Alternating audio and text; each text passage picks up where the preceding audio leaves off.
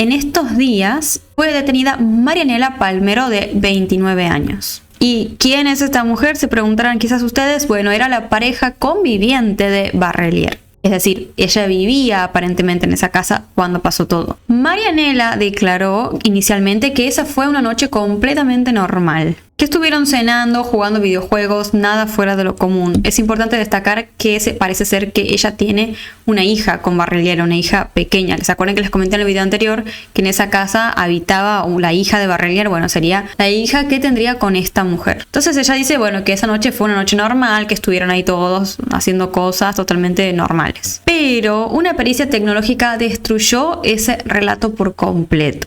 Resultó ser que Matías Córdoba, que era un inquilino que vivía en la planta alta de esa casa, reportó un dato devastador para la causa. Reveló que aquella madrugada, Marianela en realidad escuchó ruidos extraños. Y en lugar de, no sé, levantarse e ir a ver qué pasaba o llamar a la policía algo, agarró su celular y le mandó un mensaje de texto a Barrelier preguntándole qué había sido ese grito. O sea, literalmente eso. Esos ruidos extraños que escuchó Marianela no fueron cualquier cosa, fueron gritos. Entonces ella le mandó eso a Barrelier, ¿no? ¿Qué son esos gritos? Y la respuesta de Barrelier fue directa y fría. Le ordenó a Marianela eliminar ese mensaje. Ahora, el haber escuchado gritos y encima haber eliminado un mensaje marca obviamente una diferencia muy grande de entre decir no me di cuenta de nada, para mí fue una noche normal, a encubrir un hecho de este tipo, como el caso de Agostina. Porque aquí estamos hablando de que por coherencia podríamos pensar que esta mujer sabía todo lo que había pasado y tomó la decisión de callarse y además después declarar que para ella había sido una noche totalmente normal. Es por eso que obviamente tomaron la decisión de detenerla, porque podría ser una encubridora o incluso, quien dice, capaz hasta una partícipe en todo lo que sucedió. Lamentablemente también hay nueva información sobre Faceta y su participación en el hecho. Y les digo que esto es totalmente indignante. Se comenta que mientras los vecinos y la policía, bueno, todos estaban en la búsqueda desesperada de Agostina, Faceta fue a la casa de la madre. Así como con intención de ayudar, supuestamente, ¿no? Bajo esa máscara. Y lo espeluznante de esto es que este tipo obviamente fue hasta allí con el objetivo de recolectar información desde adentro y si podía desviar la investigación. Otra cosa de la cual se estuvo hablando y criticando muchísimo en estos días es el tema del accionar de la policía durante esos primeros días de búsqueda. Porque después de que la madre ya había avisado que Barrelier podía ser una persona de interés en la investigación, por ser considerado posiblemente la última persona en haber visto a Agostina, sucedió algo muy particular. La policía fue a buscar a Barrelier hasta su casa. Por acá van a estar viendo las fotos, que es un frame de un video tomado por la cámara de seguridad. Lo buscaron a Barrelier desde la puertita de su casa, lo llevan hasta la comisaría, él se sienta, declara toda su historia inventada al principio, como muchos sabemos, y después la policía lo volvió a subir al auto y lo devolvió a su casa, así, como tratándolo como un rey más o menos. Pero esto es llamativo porque, como les digo, la madre de la joven que se encontraba desaparecida básicamente lo había señalado a él con nombre y apellido y dijo, esta fue la última persona posiblemente en ver a mi hija, y la policía no hizo más que buscarlo tranquilito, llevarlo a declarar que encima miente y después lo devolvieron a su casa como si nada. Y hay que tener en cuenta que todo esto sucedió en una ventana de tiempo crítica, porque como muchos ya saben, las primeras horas, los primeros días en una desaparición son cruciales, más las primeras horas incluso. Y ustedes estarán pensando, bueno, ¿qué es lo que podía hacer la policía? Bueno, es lógico que no podían ellos entrar a la fuerza, por ejemplo, a la casa de Barrelier sin una orden de allanamiento firme de un juez o sin una evidencia sólida e inmediata, como por ejemplo, no sé, escuchar gritos o algo así en ese momento. Sin eso, lógicamente, la policía no puede tumbar la puerta y meterse así nomás a la casa. Pero la ley procesal ofrece muchísimas otras herramientas para ese tipo de situaciones. Por ejemplo, podrían haberle solicitado el ingreso voluntario a la vivienda para echar un vistazo. O sea, la policía le podría haber dicho, che, ¿podemos entrar a tu casa? Que queremos ver algo como para descartar y listo. Y si Barrelier no aceptaba, claramente ya habría sido mucho más sospechoso, ¿no? O podrían haber establecido una consigna policial fija en la puerta y en las ventanas para asegurarse que nadie entrara ni saliera. Y de esta forma preservar mucho mejor una posible escena del crimen que era hasta ese momento. O incluso, para ir más lejos, el fiscal de turno podría haber emitido una orden de allanamiento de emergencia esa misma noche, basándose en los señalamientos directos por parte de la madre. Pero nada de eso, lógicamente, sucedió aquí. Y este monumental error por parte de la policía quedó totalmente expuesto hace unos días cuando el fiscal decidió levantar el secreto de sumario del caso de Agostina, ¿se acuerdan que les comenté? Y no hay que olvidar lo que pasó con el caso de M, ya que mencionamos errores de la policía y demás. Y me refiero a esta situación que pasó en mayo del año anterior. Exactamente 12 meses antes de lo que le pasó a Agostina, cuando una joven de 20 años, identificada bajo la letra M para proteger su identidad, fue víctima de Barrelier. Afortunadamente ella sí sobrevivió, pudo escapar y logró contar su historia. Salió corriendo a la calle como pudo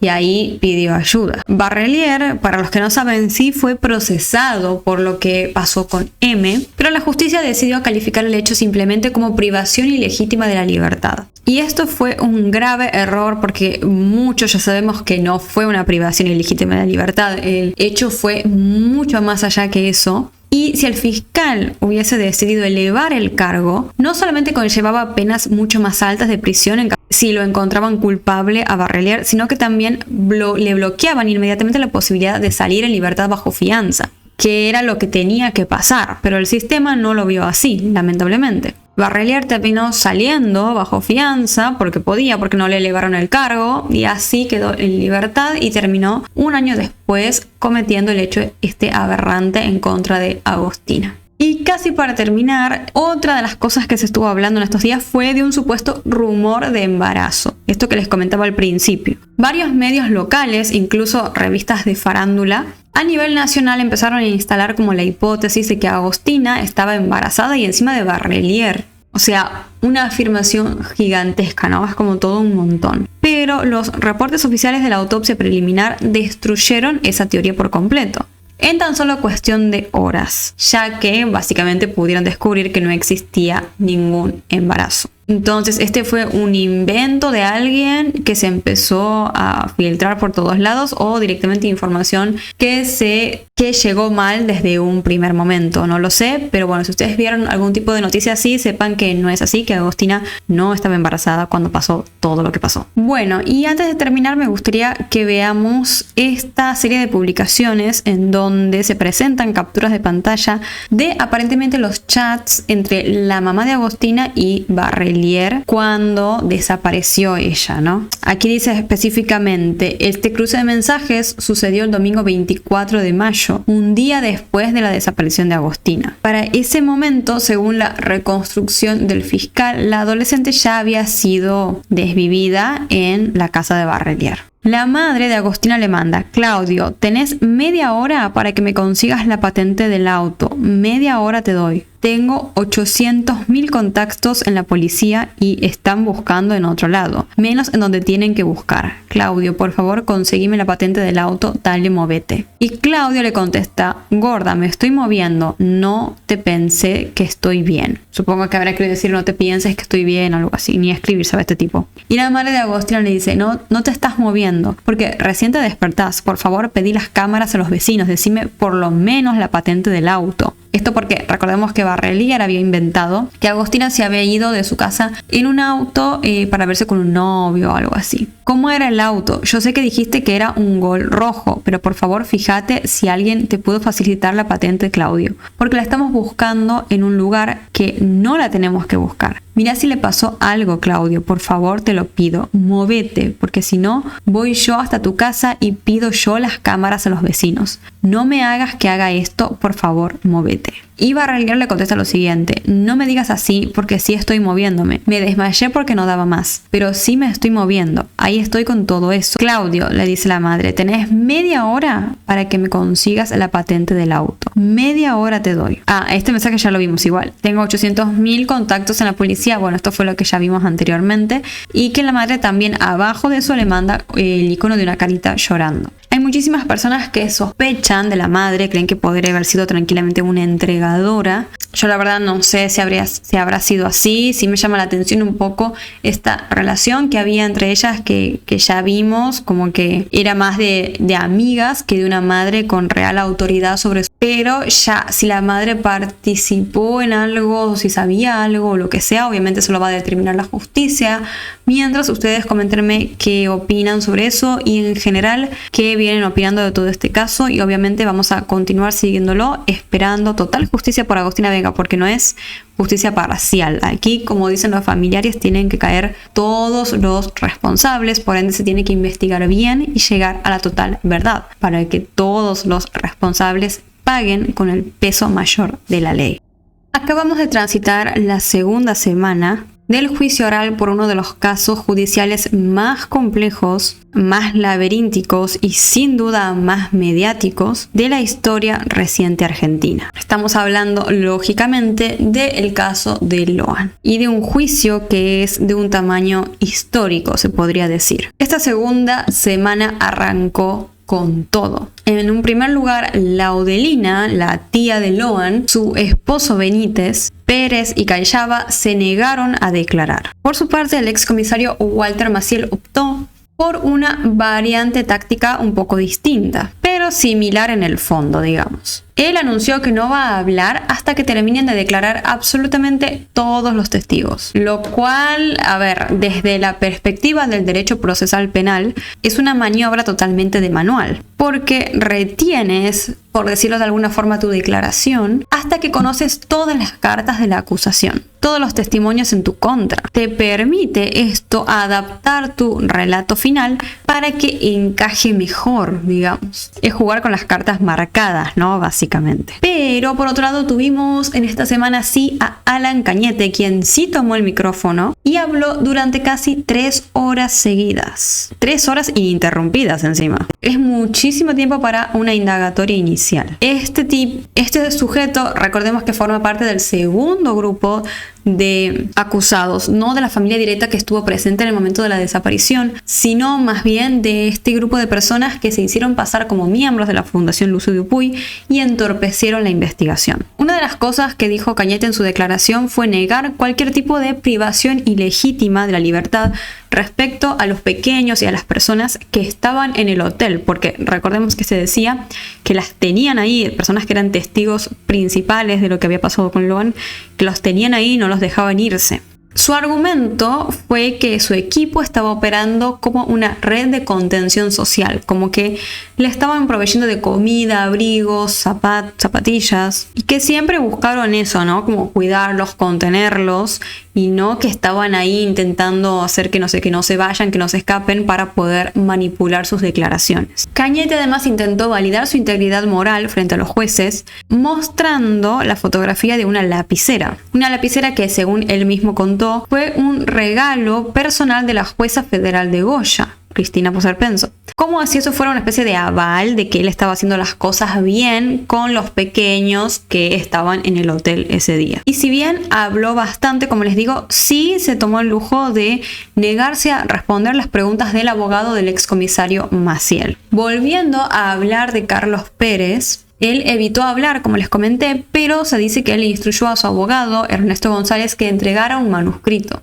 Un manuscrito que se titula Chivos Expiatorios. En ese contexto, él culpa directamente a la prensa y afirma que el caso superó las capacidades de la fiscalía. Y él dice que se los está juzgando en base a indicios abstractos, diciendo que básicamente no hay pruebas fehacientes en contra de ellos. Pero es que como es lo más caradura que escuché en mi vida, porque, o sea, hay perros que marcaron el olor de Loan en tu camioneta, Pérez. O sea, no es que nunca te encontraron absolutamente nada. Eso es delirante ya de decir. En esta misma línea argumental tenemos a el abogado defensor de Ramírez y de Millapi. Él atacó la teoría principal de la fiscalía. Atacó más que nada la existencia de un supuesto pacto de silencio entre todos los acusados. Él dijo que ese pacto es una ficción literaria creada por una fiscalía desesperada. Bajo esta idea, el abogado argumentó que como carecen de evidencia científica y sólida, necesitan justificar su inoperancia inventando este supuesto pacto.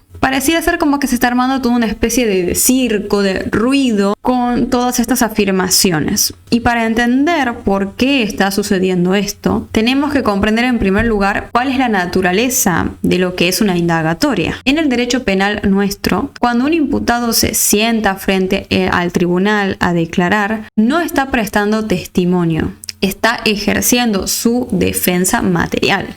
O sea que la obligación de decir la verdad no implica para el acusado en sí. Un acusado no declara, obviamente bajo juramento de decir la verdad, a diferencia de un testigo. Entonces, si el acusado miente deliberadamente o se inventa estas historias, eso no es un delito de falso testimonio. Y tampoco se lo podría utilizar en su contra para agravar una futura condena. Porque, como les digo, lo que están haciendo es ejercer su derecho a defenderse. Y si los jueces, por ejemplo, le prohíben a Alan Cañete o quien sea y le dicen, bueno, para de divagar, para de delirar con lo que estás diciendo, la defensa automáticamente podría, ante eso, presentar un recurso de nulidad, diciéndole, bueno, que se les está negando defenderse en el juicio, obviamente. Entonces básicamente se tienen que bancar que hablen y hablen y hablen y deliren todo lo que quieran. Por ende, para que no arriesgarse a que se plantee esta nulidad, los jueces tienen que bancarse esto, prefieren tolerar horas de ruido absurdo antes que arriesgarse a que una cámara superior termine anulando el juicio. Esto es un poco lo que vimos en el video anterior también. Pero el problema es que es lógico, la fiscalía podría terminar trabajando bajo una desventaja enorme con todo esto. Si los únicos que saben lo que pasó ese 13 de julio se amparan al silencio o mienten, la fiscalía va a verse obligada a construir toda la arquitectura del caso con una pura evidencia periférica. Es decir, sí tienen peritajes forenses, antenas de celulares que dieron información, rastrillajes y también testimonios sueltos de terceros, pero obviamente que les falta lo más importante, que es una confesión o una evidencia mucho más sólida. Y esto genera grietas tremendas en el caso, grietas tan profundas que en esos días la propia madre de Loan, María Noguera, comenzó a demoler los cimientos del caso. Las declaraciones que dio en aquellos días justamente podrían ser tranquilamente como los elementos más disruptivos de las últimas jornadas. Lo primero que hizo la madre de Loan fue lanzar una sospecha pública que dinamita la geografía de la investigación. Ella afirmó con mucha convicción que su hijo Loan nunca llegó al famoso Naranjal. Y recordemos que el Naranjal era supuestamente el epicentro del extravío después del almuerzo. Pero el razonamiento de la madre de Loan es difícil de ignorar. ¿Por qué? Porque existen, como muchos sabrán y habrán visto, múltiples fotos que documentan todo el trayecto que hicieron los adultos y los pequeños hacia el Naranjal. Más específicamente hasta la tranquera del campo. Pero misteriosamente no hay ni una sola imagen de todos en el Naranjal justamente. Qué extraño, ¿no? Si nos ponemos a pensar que hayan ido sacando un montón de fotos en el camino y justo en el Naranjal no. Ni un solo registro visual ahí tenemos, nada. Y esta duda se vuelve gigantesca si además le sumamos todo el historial comprobado de contaminación de la escena que sabemos que existieron en las primeras 48 horas. Como que fue el manual de todo lo que no hay que hacer, básicamente. Pero además de todo esto, el caso en estas semanas, en estos días, escaló un paso más y llegó a salpicar hasta a la política nacional. El tribunal citó a la exdiputada Elisa Carrió. ¿Y por qué la citaron? Por unas declaraciones que ella hizo en televisión. Ella hizo alusión a un mensaje de la red social X, ex Twitter, donde supuestamente el ex gobernador provincial Gustavo Valdés habría dicho que a alguien habría que quebrar. Posiblemente en referencia al quiebre de Laudelina Peña. Aquí tengo que hacer una pausa lógica porque tengo que aclarar que vamos a hablar de estos cruces políticos con total imparcialidad, solo mencionando elementos que se introdujeron en el juicio, que es lo que nos importa, sin tomar ningún tipo de postura sobre estos actores políticos. Porque aquí lo verdaderamente fascinante o interesante es ver por qué la defensa introduce todo esto que pasó en el juicio. No buscan obviamente resolver un debate político, sino que es una táctica legal milimétrica para sostener una narrativa de coacción. ¿Y a qué defensa me estoy refiriendo? A la defensa de Laudelina, obviamente. Laudelina, o mejor dicho su defensa, tiene que demostrar que a ella la presionaron para salir a hablar, a decir todo esto del accidente y todo lo que ya sabemos. Si demuestran que ella fue víctima de presiones externas inconmensurables, como por ejemplo de la política, entonces justifican por qué inventó todas estas pistas falsas, sin que ella tenga la responsabilidad intelectual de haberlo hecho. Es un plan, si nos ponemos a pensar, brillante y macabro a la vez. Pero si sumamos esto último que les comenté con lo dicho hace rato, es decir, con los dichos de la madre de Loan destruyendo la supuesta escena del naranjal al decir que su hijo quizás nunca llegó ahí, nos encontramos con un escenario bastante complejo, porque se piensa que el naranjal es como la escena del crimen original, ¿no? En algún punto. Entonces, ¿cómo vas a avanzar con un juicio si no tienes esa escena original? Bueno, la fiscalía tuvo que adoptar una postura inamovible frente a esto. ¿Cuál fue esa postura? Bueno, para la acusación no importa cuántas pistas falsas, que accidente, que no accidente, que contaminaciones y todo haya habido, y que además quieran y que no hayan fotos en el naranjal y ni siquiera por ahí ese haya sido el escenario principal. Ellos establecen que Loan ese día estaba bajo la custodia temporal de un grupo específico de adultos y que desapareció en ese tiempo cuando estaba con ellos, punto. La fiscalía dice básicamente, mira, a mí no me importa si esto pasó en la sombra del naranjal, en la tranquera, en el camino o donde sea. Ustedes, es decir, los acusados, asumieron la posición de tener que cuidar a Loan y a los demás. Y son ustedes los que tienen que responder qué pasó con él, básicamente. Frente entonces a toda esta situación, quedaba esperar quizás algo demasiado importante y conmovedor, que era el propio testimonio ya en el juicio de los padres de Loan y también de los hermanos mayores. Esto sucedió el día 30 de junio. ¿Y qué era lo que se esperaba, digamos, que suceda? Bueno, tenían que estas personas, los familiares directos de Loan, caminar al estrado, agarrar el micrófono y relatar básicamente la peor pesadilla de sus vidas.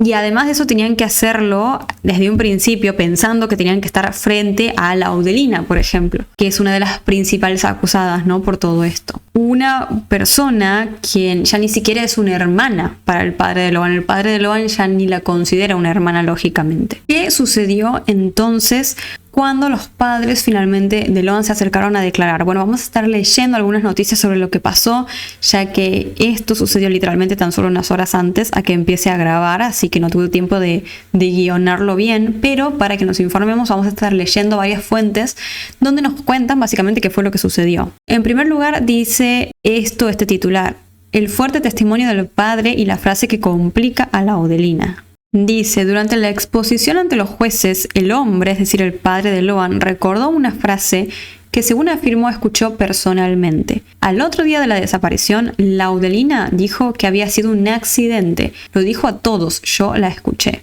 Es decir, que sería complicado pensar que Laudelina, por ejemplo, podría haber recibido órdenes de un superior y todo, como veíamos hace rato, porque eso tenía que haber pasado tan solo en un día, la tenían que haber llamado, amenazado, todo. Y es como quizás un poco más incoherente pensar eso, si esto es así, ¿no? Si ella tan solo al siguiente día ya se puso a decir que era un accidente. Parece más coherente pensar o que es verdad que ella vio todo lo que pasó y que Pérez y Callaba la amenazaron, cosa que es muy improbable porque además la propia Laudelina lo desmintió a eso, o que esto ya era algo que se venía craneando desde antes o se pactó ese mismo día cuando Loan desapareció, porque recordemos que se hicieron varias llamadas entre los acusados, llamadas en las cuales no sabemos qué se dijeron, pero por ahí una de las teorías es esa, que entre ellos se inventaron coartadas o cosas que decir, y posiblemente una de esas cosas fue el tema del accidente. Aquí dice también por otro lado, en otro tramo de su declaración, José Peña expresó el profundo sufrimiento que atraviesa desde que su hijo desapareció. Loan es mi vida, mi amor es todo. No saber si está vivo o no es mucha angustia y desesperación. Y si no me puedo ni imaginar, chicos, lo que debe ser. La incertidumbre destruye, es así. Antes de finalizar su testimonio, renovó su pedido para que cualquier persona que tenga información sobre el paradero de Loan la aporte ante la justicia. Por otro lado, tenemos esta nota de Infobae que dice lo siguiente: se alejaba de nosotros, estaba nerviosa. ¿Qué dijeron los padres de Loan sobre la actitud de Laudelina el día de la desaparición? Volvemos a hablar de Laudelina, ¿no? En cuestión. Aquí dice: Laudelina, tía de Loan y una de las principales acusadas, escuchó las 3 declaraciones desde el banquillo de los imputados en silencio durante toda la audiencia. Solo respondió con un gesto cuando María Noguera se dirigió directamente a ella. José Peña fue el primero en declarar. Reconstruyó el almuerzo familiar en la casa de su madre Catalina y recordó que cuando llegó cerca de las 11:30 solo estaban su madre y Laudelina preparando la comida. Según relató, el primer indicio de que algo sucedía llegó cuando volvieron del Naranjal. Laudelina me preguntó si no estaba con Loan. Le dije que no estaba conmigo, que se había ido con ellos, contó. A partir de ese momento comenzó la búsqueda. José recordó que intentó hablar varias veces con su hermana, pero sintió que lo evadía. Quería hablar con Laudelina, pero no me respondía lo que le preguntaba. En todo momento se alejaba de nosotros. Eso me sorprendió. Estaba nerviosa. Aún así explicó que en aquellas primeras horas nunca imaginó que pudiera estar involucrada. ¿Cómo no voy a confiar? Era la tía y estaban los primos. Y es lógico, ¿no? ¿Qué te vas a imaginar? También recordó que recién al día siguiente escuchó la versión del supuesto accidente de tránsito que más tarde Laudelina instalaría públicamente para explicar la desaparición. Eso es lo que vimos recién, ¿no? María Noguera, la madre de Loan, también ubicó a Laudelina entre las primeras personas con las que habló cuando llegó al lugar donde buscaban a su hijo. Contó que descendió de la moto antes de llegar a la casa de Catalina para preguntarle qué estaba sucediendo. Y dijo: la noté extraña, estaba con el celular. Si se pierde una criatura, yo dejo todo para buscarla. Según declaró, durante los días posteriores también intentó acercarse a su cuñada, pero no obtuvo respuestas. Laudelina me esquivaba cuando quería hablar, se iba lejos, no hablé más con ella. La parte más fuerte de su declaración llegó cuando el presidente del tribunal le preguntó si quería agregar algo más antes de retirarse. Entonces miró hacia el sector de los imputados y lanzó un pedido directo: si Laudelina está acá, que me diga dónde está Loan, qué pasó y de dónde sacó el botín. Claro, porque imagínense que Laudelina sí, o sea, ella lo tenía al botín, y hay que pensar que, obvio, al botín se lo sacaron directamente a Loan. La persona que tenía ese botín sabe exactamente lo que le pasó. Después fue todavía más específica. Ellos saben con quién está, qué come, pero nosotros no. Cuando le pidieron que dijera a quiénes se refería, respondió sin dudar: Laudelina, Carlos Pérez saben. O sea, la madre de Loan fue entonces muy específica. Señala directo a Laudelina y a Pérez, y sí, son los principales sospechosos, ¿no? El tercer testimonio de la jornada fue el de Mariano Peña, el hermano mayor de Loan, quien también recordó la actitud de su tía durante la jornada. Ya era todo raro, dijo. La notaba distinta, estaba con el celular y no me hablaba. Bueno, todos declaran lo mismo acerca de Laudelina, ¿no? Mientras escuchaba a José Peña, Laudelina mantuvo la mirada fija sobre su hermano durante buena parte del testimonio. Con el correr de los minutos comenzó a bajar la cabeza y solo levantaba la vista cuando intervenían jueces, fiscales o defensores. Qué cara rota hay que hacer, para haberle hecho algo así a tu sobrino y estar ahí en el juicio mirando o enfrente en el mismo lugar donde está tu hermano, al quien le hiciste eso también, ¿no? O sea, es como, ¿cómo se puede ser tan mala gente? O sea, no sé con qué otra palabra describirlo. Dice: durante la declaración de María Noguera volvió a quedar en el centro de la audiencia. La madre de Loan la interpeló directamente y le recordó una vieja situación familiar. ¿Te acordás cuando te fuiste a Buenos Aires y tu hija se quedó conmigo? Laudelina respondió únicamente con un movimiento de cabeza. Y sí, aunque sea, podemos pensar que no le da la cara para hablarle, ¿no? Si fuera tan inocente como ella dice, creo que tendría otra actitud, no se sentiría tan mal para mirarla o para hablarla. Después, lamentablemente, sucedió lo siguiente. Dice: la madre de Loan se descompuso tras enfrentar a uno de los acusados por la desaparición. Durante su declaración también pidió que quienes tengan información y hablen ayuden a esclarecer el caso. Quiero que me digan qué pasó con Loan, reclamó. Además, sobre Carlos Pérez sostuvo, estaba desesperado, como que algo estaba teniendo. Claro, por eso sospecha muchísimo de él, ¿no? Y de Benítez afirmó, también andaba como desesperado, muy nervioso. Uno de los momentos de mayor tensión se produjo cuando María se dirigió directamente a Pérez y le exigió que dijera qué pasó con su hijo. Y Pérez se dice que respondió, yo no sé nada. ¡Qué cara rota! El intercambio se produjo en medio de un clima de máxima tensión. Ay, chicos, ¿se imaginan lo que se debe haber vivido en ese momento? Mientras la mamá del nene insistía en que tanto Pérez como Laudelina conocían el destino de su hijo y les reclamó que revelaran la verdad sobre lo sucedido. Minutos después, María se descompensó en plena audiencia. Y sí, es un montón para una madre. Es un montón.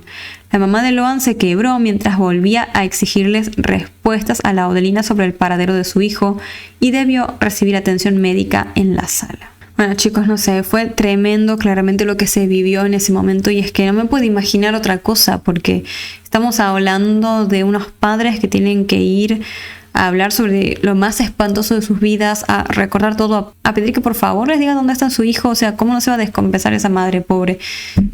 Es muchísimo para cualquier persona, Es como que te destroza el corazón realmente solo de pensar que unos padres tengan que pasar por algo así. Nadie debería pasar por algo así jamás en su vida. Así que esperemos que este juicio siga avanzando y que puedan obtener esa respuesta que tanto necesitan, que sepan dónde está su hijo y con mucha esperanza de pensar también en que capaz vuelva con ellos, ¿no? ¿Quién dice? La esperanza es el último que se pierde. Bueno, me había olvidado de comentarles al principio del video, pero como ya pudieron notar, no hubo más tiempo para hacer un episodio más de la serie del caso de Loan que estamos haciendo, donde repasamos todo lo que sucedió en el caso desde el principio hasta el día de hoy. Hay una lista de reproducción con todos los episodios en orden cronológico, si quieren ir a verla. Por eso, como suelo hacer siempre cuando no puedo hacer un capítulo porque hay demasiadas actualizaciones, vamos a estar reaccionando a un clip que salió en esa época, por aquellos días cuando se estaba desarrollando apenas el caso de Loan en el primer año, es decir, en 2024. Y hoy vamos a estar viendo este que dice, bueno, el graph dice lo siguiente, ¿no? El equipo está cerca de encontrar a Loan. Claramente no era así porque no lo encontraron, pero a lo que voy es que aquí vamos a ver mejor cómo opera posiblemente una red, ustedes ya saben de qué tipo, cómo lo pudieron haber llevado a Loan y a quién se lo entregaron posiblemente. No, en mayo estuvieron comiendo y la propia Callaba lo reconoce que ya... ¿En qué vuelvo? Vos sabés, Bobby, que Pérez y Callaba, lejos de desconocer, y ahora vamos a los audios del testigo X, el que nos va a dar un nuevo panorama de esta organización. Vos sabés, Bobby, que Pérez y Callaba, lejos de desconocer a Catalina como quisieron decir, iban 2 veces por semana a llevarle alimentos, me dicen. Pérez y Callaba 2 veces por semana a llevar alimento y con acceso, me dicen, al teléfono de Catalina. Y yo te diría más, que a un promedio de 1 vez por mes. Ah, tenían acceso al celular de Catalina. Eso no sabía. Sí sabía que iban a dejarle comida, todo eso que habían declarado, pero no me acordaba que, o no había visto esto de que tenían acceso al celular de Catalina. ¿Qué es eso? Es un montón. A comer con ella. La última vez lo habían hecho en mayo. ¿Y por qué dicen entonces desconocerla? No. Porque decíamos, no, la vieron 2 veces en la vida. No, en mayo estuvieron comiendo y la propia Callaba lo reconoce, que ya ahí le cursó invitación para el mes de junio, para el día de San Antonio de Padua. Dijo, bueno, después se me acordar más cerca de la fecha y más cerca de la fecha conocemos el mensaje que le mandó Laudelina. La jueza en 9 días va a tener que definir a quién mantiene detenido y a quién libera. Escuchá el audio de nuestro testigo X. Tienen que entender que los pibes, Corrientes, Chaco, Misiones, son carne de cañón. ¿Está bien? Es así, Qué raro. pero no es de ahora, es de toda la vida. Es de toda la vida. Lo que pasa es que nadie se anima a decirlo, Pablito, porque hay mucho miedo. Mandaron varias fotos anteriormente. Después apareció el pibito y mandan esa foto al servidor de ellos. Y ahí van eligiendo. Bueno, eso coincidiría con esto de que a Loan, justo a él solito, le sacaron una foto ese día en el almuerzo. Y a él solo, ¿no? Como que los demás no, una foto que donde se lo ve muy bien, así como fue llamativo eso. Un hombre infiltrado en una organización de terror por más de 10 años. Es la voz que hemos distorsionado para explicarnos de qué hablamos cuando hablamos de persona. Y habló, Hugo, de una imagen que se pasa a un servidor. ¿De qué está hablando el testigo X? La imagen no queda en el teléfono donde fue extraída. Esa imagen queda guardada en el servidor, a donde se aloja toda la información de los teléfonos. ¿Y cómo acceden a esos servidores las personas que son los demandantes? No te hablo de los clientes finales, sino el nexo, porque estamos hablando de una red, tiene diferentes células. Posiblemente, en este caso, podríamos ubicar, en principio, a Benítez, posiblemente a Laudelina en la primera célula, que es familiar.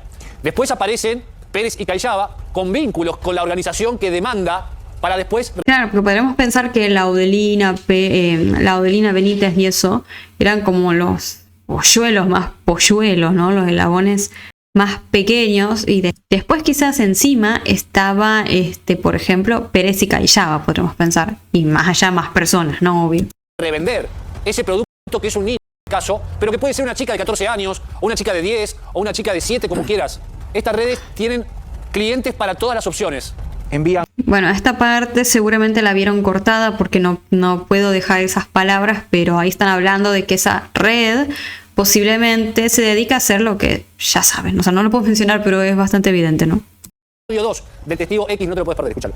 A ver, lo que hacía Pérez y Callaba, negro, esos traían matrimonios que no podían tener familia, Claro. los internaban en el hospital, ¿sabían? Los internaban en el hospital.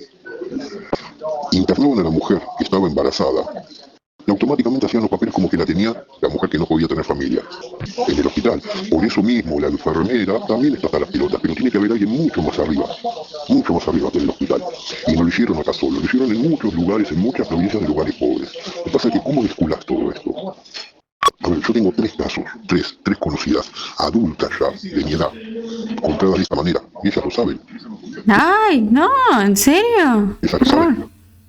Es que la verdad a mí no me hace dudar mucho que esas cosas pasen, o sea, tiene mucha lógica, ¿no? Familias con dinero pagan y se llevan los hijos de otras más vulnerables. El tema es qué pasó con Luan al fin y al cabo, ¿no? O sea, porque lo de Luan no viene tanto por ese lado, viene del otro lado más turbio que vimos hace rato, ¿no? Pero bueno, no sé, este caso es como que puede, como incluso también quizás sucede con el caso de Agostina, puede destapar cosas que ya se vienen desarrollando hace años y que están totalmente ocultas y que es necesario que una vez por todas vean la luz y se haga algo al respecto, ¿no? Lógicamente. Y esperemos no solamente que todas esas cosas turbias salgan a la luz, sino que también obviamente aparezca Luan, que al fin y al cabo es lo más importante aquí, ¿no? Bueno, no solamente lo más importante también es intentar frenar, como les decía, todas las demás cosas turbias que están sucediendo para que no haya futuros Luan. Esto ha sido todo por el video de hoy. Espero les haya resultado de interés. Y antes de irme les voy a mandar un saludo a todos los miembros del canal. Me voy a poner los lentes porque si no veo nada, ustedes ya saben. Bueno, los miembros son Alina Vargas, que se acaba de unir hace un día, bienvenida. Ani Mejías, Valery Salinas, Waltilla Emma Calvo, María Teresa M. Ale Murray, que se unió hace 29 días, bienvenido. Paula Herrera, Irai Malarota, Filántropo Yael, K9 Barlo, Rebeca Guzmán, Begoña, se me fue la lista, Begoña Huebramo, Luliana Luzbelis Concepción, Sil 704C, María Vázquez, Brittany Moraga, Amanda Vázquez, ¿es tu apellido? Bueno, espero que sí. Estefanía Jorac, Celine Díaz, Malibre Ganadeño, Adriana Quillaro, Laura Elena Garrido, Mary Furios, Miguel Heredia, Jacqueline Castellanos, Angélica Hernández y Lucas Maidana. Les mando a todos ustedes un beso enormísimo. Muchísimas gracias por seguir apoyando este proyecto. Si les interesa este tipo de contenido, no olviden suscribirse al canal, activar la campanita, compartir el video con quien les pueda llegar a interesar y demás, todo eso que es totalmente gratis. Muchísimas gracias por verme. Les mando un beso gigantesco y los estoy viendo la próxima.